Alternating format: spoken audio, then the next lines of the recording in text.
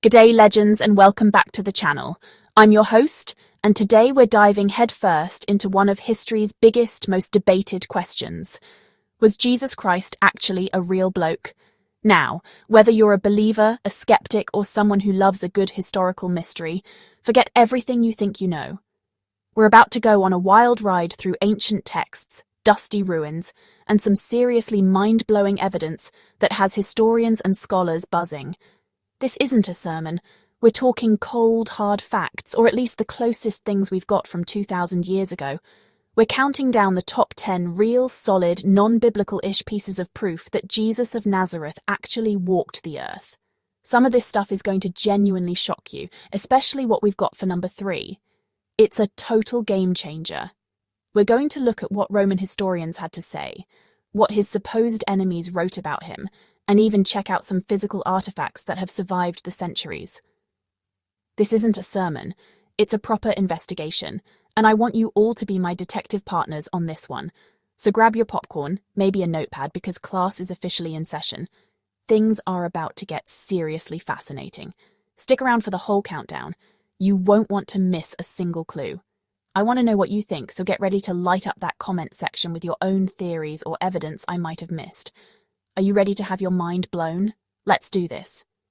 And hey, if you love digging into mysteries of the past, make sure you crush that subscribe button and ring the little bell. Right, let's get into it.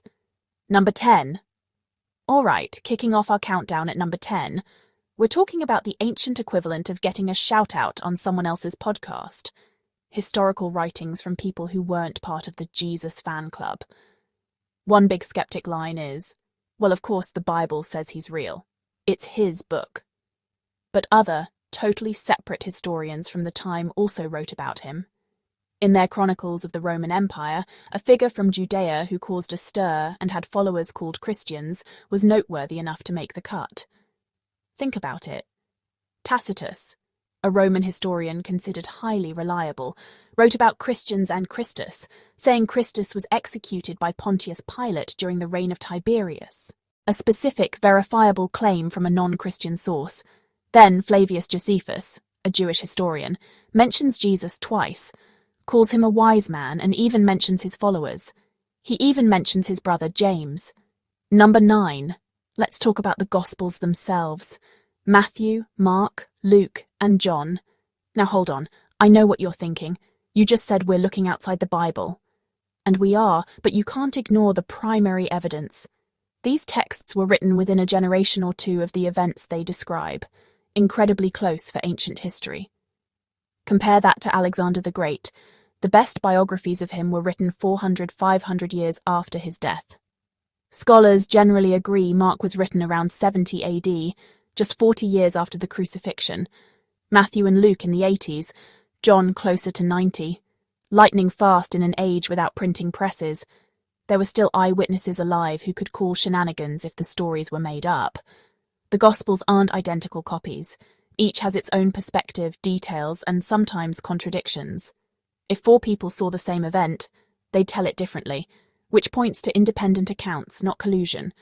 They align on major events: ministry in Galilee, crucifixion in Jerusalem under Pontius Pilate. Number 8. At number 8, something even earlier than the Gospels, the letters of the Apostle Paul. Think of these as first-century emails that flew around the Mediterranean. Paul was writing to communities he set up. Some letters, like 1 Thessalonians, date to around 49 AD, less than 20 years after Jesus' death. That's practically contemporary, historically insane.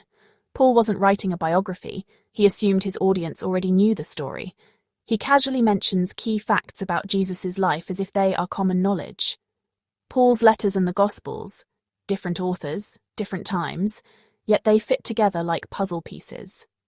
Paul mentions a detail about the Last Supper in Corinthians that aligns with Luke's narrative. Interlocking confirmation. This interlocking evidence suggests a real shared history tied to eyewitness tradition, not a conspiracy. Confirmation.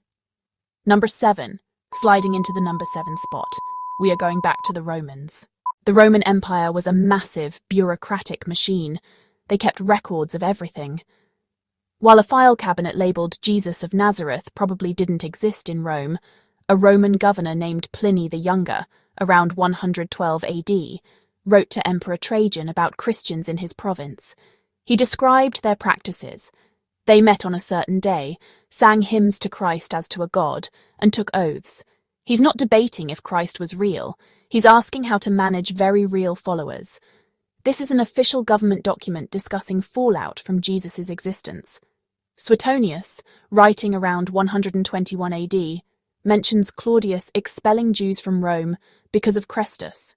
Most historians believe Chrestus is a misspelling of Christus, another independent reference.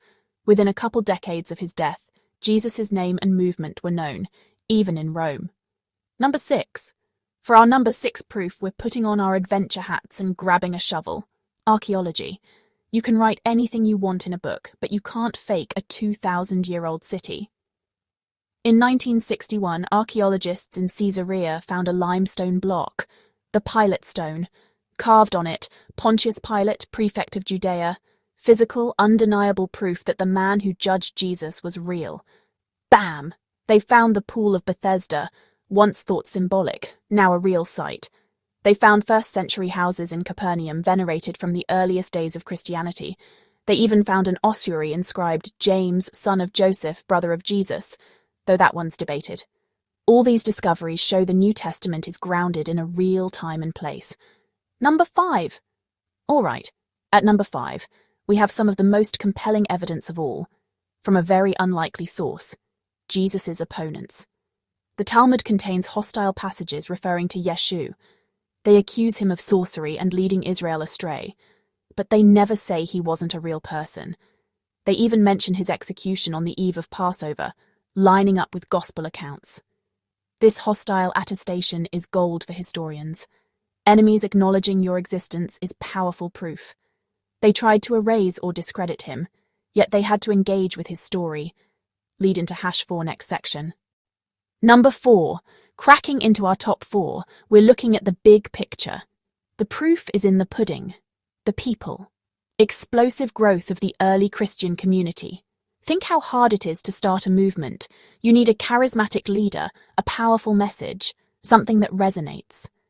Now imagine your leader was executed by the most powerful empire as a common criminal.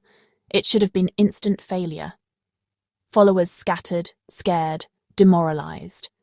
Yet within weeks they were back in Jerusalem proclaiming he was alive, risen from the dead. People started listening. Not just 1 or 2, but thousands. The movement spread like wildfire across Jerusalem, Judea, Samaria, across the Roman Empire. Rapid, exponential growth, hard to explain as a made-up story. Myths usually grow slowly. This was immediate. Thriving, persecuted, growing communities in Rome, Corinth, Ephesus, all within the lifetimes of the apostles. The most logical cause: Jesus Christ was a real historical person whose life and death profoundly impacted his followers. Number 3.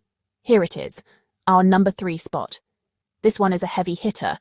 It gets to the heart of human conviction. We're talking about the martyrdom of the apostles. Lots of people die for ideas, but these apostles were in a unique position. They claimed to have seen and experienced Jesus alive. If the resurrection was cooked up, the apostles would have known it. They were on the inside. Almost all of them, Peter, Paul, James, Andrew, the rest, went to their deaths. Brutal deaths, crucifixion, beheading, stoning. They had opportunities to save themselves by recanting. All they had to do was say it was a lie. But they didn't. They stuck to their story to their last breath. This willingness to endure torture and death rather than renounce their claim is powerful circumstantial evidence. Lead into #2, Shroud of Turin next. Number 2, coming in at number 2. Probably the most controversial and mysterious piece of physical evidence on our list, the Shroud of Turin. The shroud is a long linen cloth that bears the faint sepia-toned image of a crucified man. Believers claim it's the actual burial cloth of Jesus, imprinted at the moment of his resurrection. The science is all over the place. In 1988, radiocarbon dating placed it between 1260–1390 AD. Case closed, right? Well, not so fast. Proponents argue the sample tested came from a repaired corner after a medieval fire and may not represent the original cloth. They point to fire repairs, weave differences, and other anomalies. Pollen on the cloth comes from plants native to the Jerusalem area. The image behaves like a photographic negative, something that would have been impossible to create in the Middle Ages. There are no brushstrokes or pigment layers. It's not a painting. The wounds align with gospel descriptions: scourge marks, a side wound, punctures around the scalp consistent with a crown of thorns. Whether real or an elaborate fake, the shroud forces us to confront the physical reality of the crucifixion, a mystery that endures. Number 1. And here we are at the number 1 spot on our countdown. This final proof isn't an ancient text or dusty relic, it's something you see all around you every single day. The number 1 proof is the sheer, undeniable, world-altering impact of his life. No great emperor or philosopher has shaped human history as much as a humble carpenter from a backwater province. The calendar we use, BC and AD, is based on his life. Over 2 billion followers, a foundation for laws, ethics, and moral codes across civilizations. Concepts like charity and forgiveness trace back to his teachings. You cannot explain the last 2,000 years of Western history without him. Hospitals, universities, masterpieces of art and music, all influenced by his legacy. To suggest he never existed is to suggest the Grand Canyon was dug with a teaspoon. It just doesn't make sense.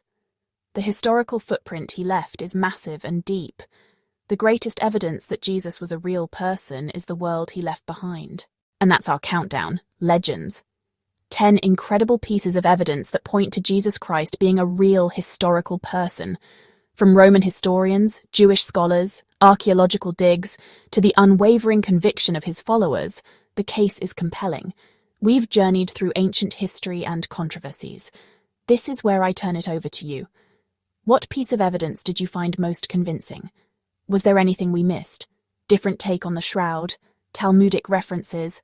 Let's get a respectful discussion going in the comments below. I'll be down there reading and replying to as many as I can. Thanks for hanging out and diving deep into this mystery. If you enjoyed this, smash that like button. It really helps. Subscribe and click the bell so you're first to know. We've got more history to uncover together. Until next time, stay curious. I'll see you in the next video. Cheers.